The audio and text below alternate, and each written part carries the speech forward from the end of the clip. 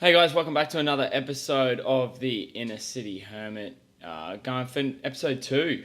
Episode two. I just thought I wasn't actually going to do an episode today. I thought I was going to have a bit of time to just do other stuff, but I got pretty bored and I had some ideas bumping around my brain too. So I figured, like I said, it's like a bit of therapy for me. So with these ideas, I write them down and then just talk about them pretty much when they pop up or when I start doing a podcast. So, first thing I wanted to talk about was mainly just the support I got from a whole bunch of people about the first podcast. Like I even said in the podcast, I was like, I'm willing to cop a bit of shit for doing podcasts, but I don't actually think I've copped any shit. So I'm welcome to it. Please, I would love some good calls against the whole podcast thing. I'm waiting for it, but from the people I've spoken to, really supportive stuff, which I think is cool. I think it's really to do something you've wanted to do for ages, and like I said, I don't even care if it really blows up or whatever. To do something you've always wanted to do and have people come up to you and say, "Look, it was really good, and I liked it. I listened to the whole thing." I was really surprised actually, but it got me thinking. Like that just do it mentality. I think so many people are holding back on so many different things. Like even with me with the whole podcasting thing, so many people have come up to me and said, I've wanted to start one. I really wanted to do one too, and I'm just like, well, why not? What's stopping you? I mean, I started this one with a $25 mic, and I'm not saying it's gonna be great or whatever, but a $25 mic, plug it into your laptop, and then record on GarageBand, and you're ready to go. You can talk about whatever. So I think just do it mentality. If you're thinking about doing something, it doesn't even matter what it is. Is it clothing? Is it music? Just do it. Just see what happens. I mean, I've felt over the last 2 days, just with starting this sort of stuff, mentally I feel great because it's been one of those things I've always thought, I should do this. I really should give it a crack. And I've always been like, oh, what are people going to think? What is it going to eat up my time? Is it something that I want to do realistically? What is it about podcasting that makes me want to do it? But when I started just recording that last one, when I finished recording the last one, I felt really good. I felt like there was something. I felt like it was something I've always wanted to do, and it was the weight of you should do this off your shoulders, and even if it doesn't take off or you do a dodgy one, like at least you're trying. That's the main thing. And I think there's so many people, especially young people at the moment, who have ideas, like cool shit that they want to do, whether it be like YouTube videos or whatever. Like, just give it a go. Who cares? I mean, coming from someone who's 24, I wish I started doing this like 2 years ago. I really do. Like 2 years ago, I was like, I should start a podcast. I should start doing stuff like that, and I never did it. And I'm so frustrated because I look back on it now, and you think whether it would have blown up or not. But 2 years, 2 years of that, I could have been things could have changed so differently, or things could have been so different. So if anyone's listening right now, that's 18, 19, 20, just whatever you want to do it. Don't wait around. Don't wait until you're like 24 and you're like, oh, maybe I should do this. Just give it a go now. Even if it's something like YouTube video. I remember my mate and I, Curtis, we actually started back in high school. We started a YouTube channel, and I think we made like 5 videos. I think we were called the KM Shunts, and I look back on it now as like a 24-year-old looking back on his 15-year-old self, and I still look back and I still laugh at these stupid videos. Like I think we made a video of like dating. I think it was called Dating for Noobs. I need to link that. Dating for Noobs. And we all we kind of acted out like what we wanted, our like dating profile. And I remember it was recorded on like Windows Media Player, and I remember the text that we put on, it was like tape #1, and it'd be like written in Comic Sans or like that real generic Microsoft Word font, and the video quality was terrible. I think it was filmed on my Nokia. I had a Nokia slide phone, which I thought was just the shit back in the day because I had a little keyboard on it. But yeah, we were recording it on a phone, and I think even Curtis's phone, which we recorded on too, was even worse than that. I think his phone was even older than mine, and I look back on the quality of the video, and it was just the worst thing ever. But man, I think one of the funnest times of my life was when you didn't care, you had nothing to care about, and all you wanted to do was just record dumb videos with your mates. Like, that's what we should be doing now. As a 24-year-old, that's something I want to do now. Like, I feel like after you finish school, you kind of have to be a little bit more serious, but there's still that part of me that still wants to record those stupid videos. And then I had another run with YouTube as well, with my my vegan food YouTube channel with Kia, my girlfriend, and hummus hangs. Man, that was fun. Like, the amount of cool days we had. We just go down the coast and we just record things. Like, we record food that we were eating, and at the end of the day, it never blew up. But the times that I was recording those videos was super fun, and it was. I think, like I said in my last podcast, you need a creative outlet. Like, if you're just going to work every day, and even if you love your job, like I said, I love my job, but I just need some sort of creative outlet outside of working as well. Like, that's a huge thing for me, and mentally as well. Like, 3 or 4 weeks ago, I was in a bit of a rut. Like, I took on a new role at school, and the role was really stressful. Like, yeah, and a bit of a busy off, and that's where the idea behind the busy off came from. Because I think I noticed myself telling everyone how busy I am, and a lot of the shit I talk about on here, like that I pay out, is mainly coming from myself. I notice myself doing it, and I take notes of it. Like, don't ever think that I'm paying other people out. It's usually I'm paying myself out because I notice I'm doing something stupid. Like, even with the on the grind stuff, like the amount of photos I take of my gym in the morning to prove that I'm going to gym, just just to show people, hey, yeah, look, I'm working out. I've got my shit together. I'm working out. I look back on it like as an outsider looking in, and I'm like, far out, man. That's some douchey shit you're doing. But that's the beauty of it. Oh man, I went on a tangent and I forgot what I was talking about. Of course I did. Doing creative stuff. You need to be able to do creative stuff.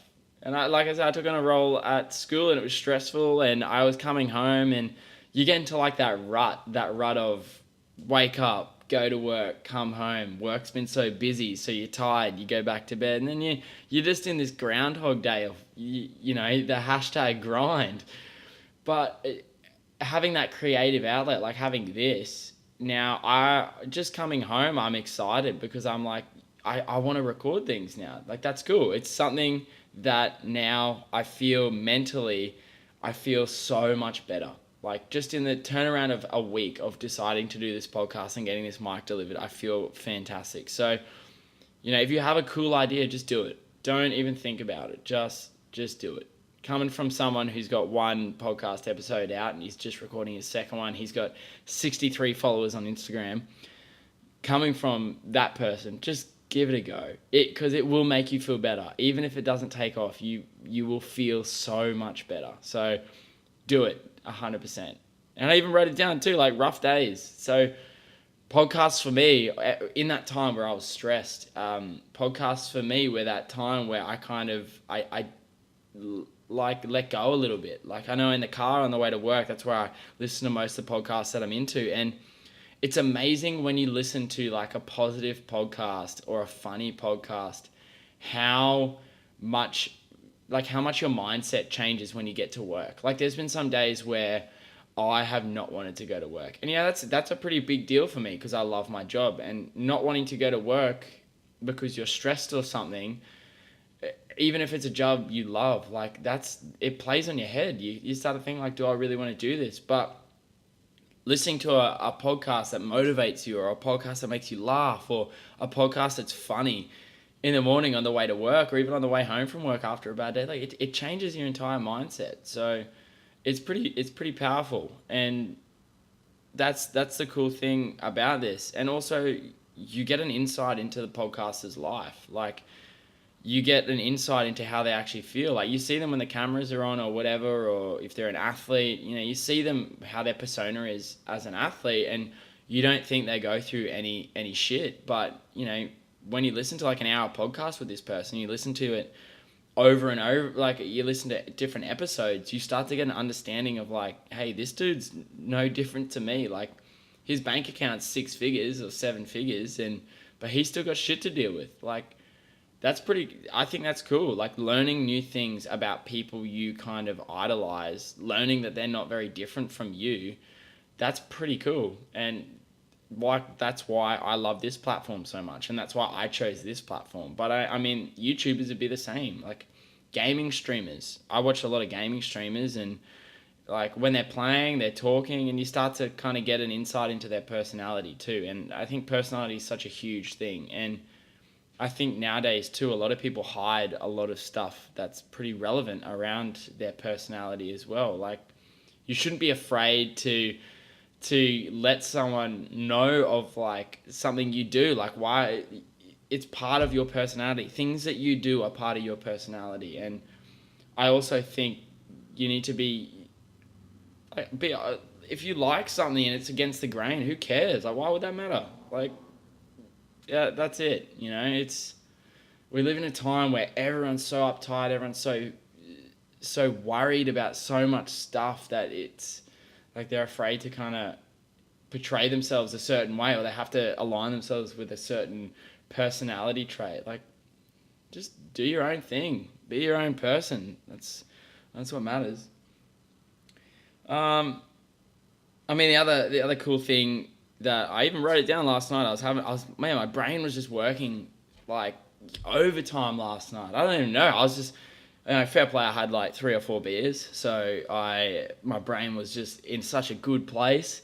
But I was thinking, definitely, and I was having a chat to a few of the boys that I'm mates with, and I was just thinking in my head, like, everything in this world at the moment is telling us that we are so fucked. Like, you look at everything, at the climate, the government, everything is so messed up. And you hear it all the time. Mainstream media, left-wing media, right-wing media, it doesn't matter what you listen to.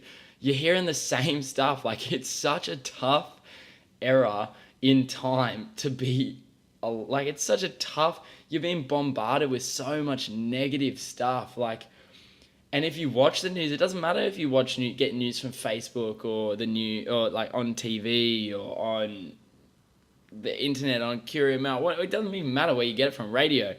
There's always stuff that you think, what is going on? Like, it's got to be at the end. But I wrote it down last night. I said it's a cool time to be alive. It realistically is. Like, think about it. It's kind of like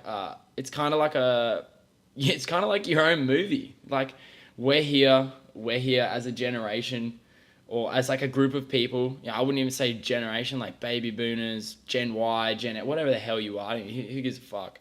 You're all here together. We're one team. We're literally one team, and we have the potential now to save what is going on with the world. Like, environmentally, I don't hide it. I'm a vegan. I'm not really an opinionated vegan. I kind of do it because I just love animals. Animals are cool. I've always wanted to be vegan, and I'm very lucky that I have a very talented girlfriend who's into dietetics, and she puts me on the straight and narrow with what I need in my body and all that sort of stuff. So obviously, when I talk about veganism with a lot of people, I cheat. 100% I'm a cheater. I've got my own personal dietitian that I live with. So I understand it is so hard and all that sort of stuff. But in terms of the environment, like, we as a group of people on the earth right now, we have the potential to save so many awesome things around the world. Like the Great Barrier Reef. Like, how shit's it going to be?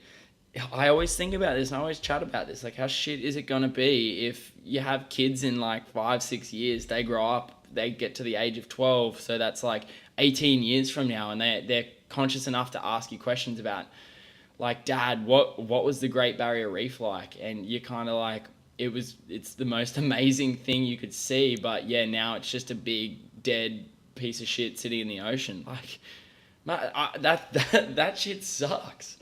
So, like, we're at the generation, we're at the time where we can actually turn things around, which is awesome. And, I see people, and, like, it doesn't matter if you're vegan or not, who the fuck cares? but we all have the potential to like change the way we look at recycling, the way we look at those sort of things. Like, I think it needs to stop being like team vegan, team non-vegan. Like, we're team planet Earth. Like, I don't know if anyone else, but I don't want to move to Mars. That place looks like a shithole. Why do you want to move to Mars? There's nothing there. Like, why can't we fix what's going on here? Because, I mean, I don't know about anyone else listening to this podcast, but I kind of like living here. Like, I got a fear of flying. I don't want to get into a fucking rocket ship. That sounds terrifying. Why would anyone want to get into, like, literally, I hear so many comedians say it. The people who want to go to Mars, they're either too stupid to realize that if you go there, you're fucked, or they're too smart and they know that they know something that we don't know.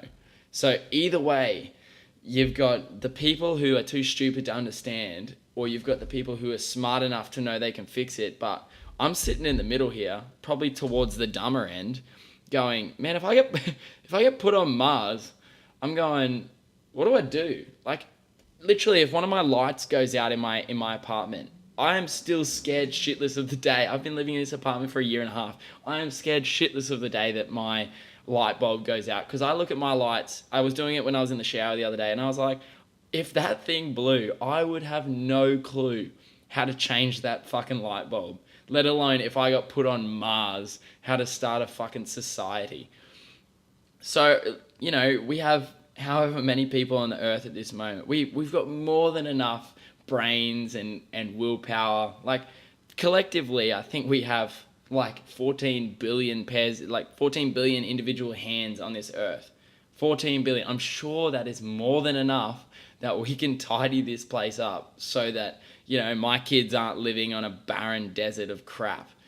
So, like I said, that this is a cool time to be alive. We can literally rewrite. Like, we are the time in life that in 100 or 200 years, when a kid is sitting in some space bloody history class and they look back and they go, you know, in 2020 there was a movement of people who changed the world. Like, that's pretty cool. That in 4 generations time, when my kids' kids are in school and they're thinking back to like that time of the world when the world changed, everything was fixed.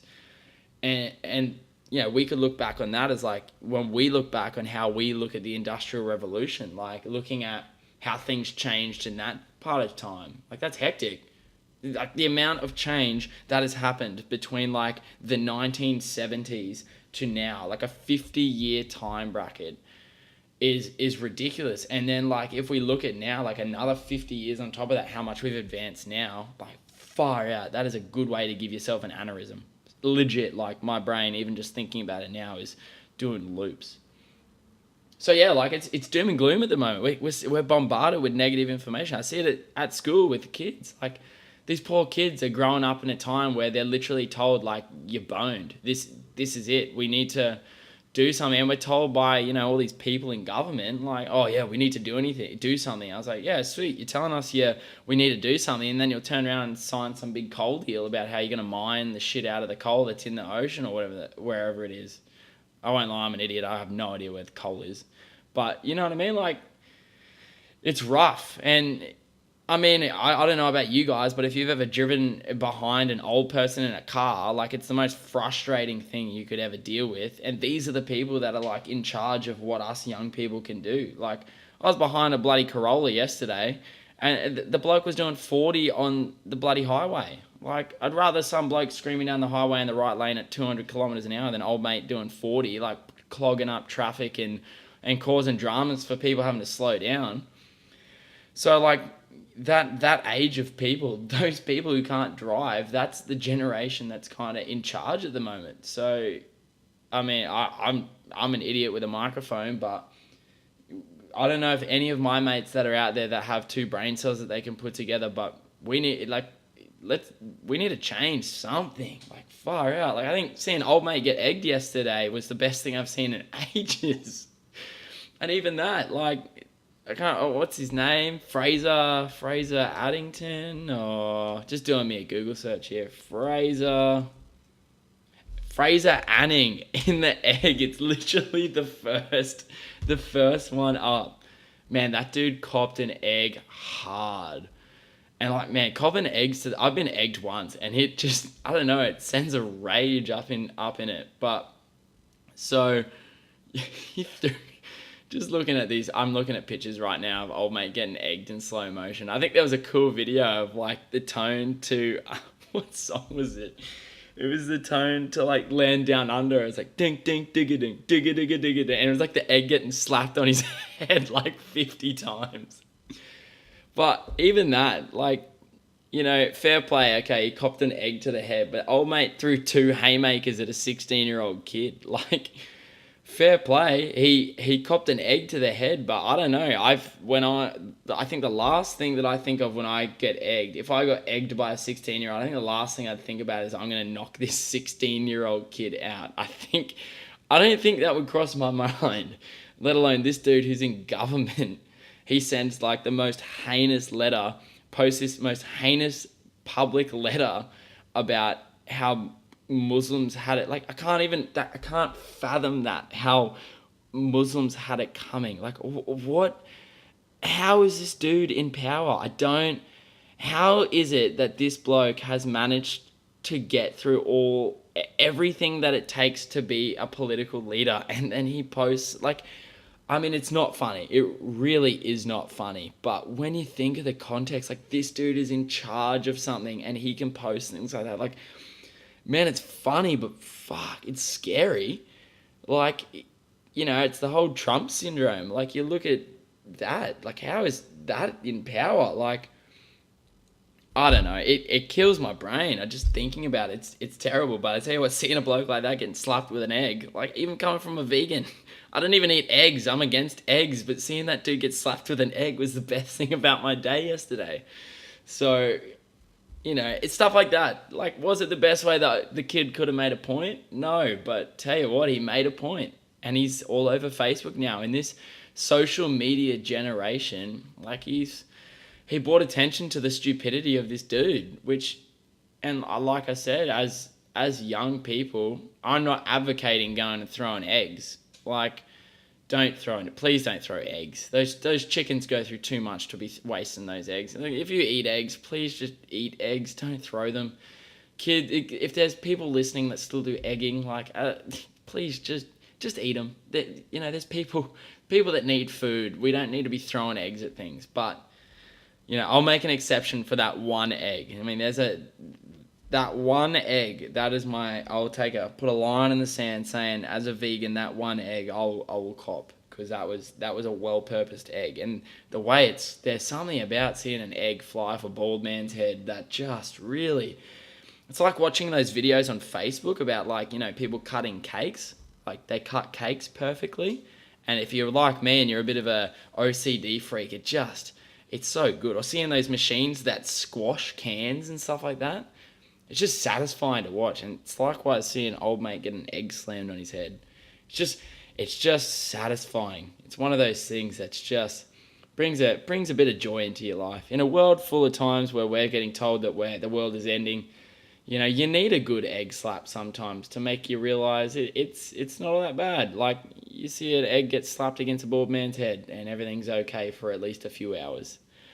I'm not into the politics that much. I find it very hard to keep up. In Australia especially, like, I mean, we went through that time where we didn't even have a prime minister and everything seemed to just work normally. Like, that was a bit of a sketchy time. As someone who doesn't really look into politics all that much, like, I think I know more about American politics than I do Australian, to be honest. But something about that situation, like, we didn't have a prime minister for like a week. Like, what happens in that? Like, how does that happen? That's one thing. Like, I feel like if that happened at school, if we didn't have a principal at school for a week, it would just be carnage. Let alone have a country not have a prime minister for a week. That's hectic. That's really hectic. And that's where we're kind of sitting with the government, ins and outs, and it's really, I don't know, it's kind of sad. It's like watching a reality show. Like, if I'm watching Geordie Shore, I know it's bullshit. I know that, yeah, it's entertaining and stuff like that, but at the end of the day, these people don't run a freaking country. But there was a point where I was seeing news articles, and it was like Geordie Shore. Like, there was things going on, and I'm taking a step back on, like, these people are in charge of a country. Like, what? Like, oh mate, there was news stories about one of the politicians that had like three mistresses and had babies with them. Like, I'm sorry, if that dude has enough time to have sex with three different chicks that aren't his wife, that dude, because that who has that much time? Like, there's no time. Like, I'm a teacher, and I don't have that much time. I can't. Yeah, I know, busy. I'm busy off. I'm busier than most, but I feel like that dude should be busy. He should be busy enough not to have three separate girlfriends. That's not his wife. Like, how long would that take? Imagine that. Like, I mean, I would have to say you'd have to spend at least 4 hours with each woman a day to keep them all happy. I mean, coming from someone who has one woman, like, you do have to, put in the time. But to do that with four different, who has the time to do that?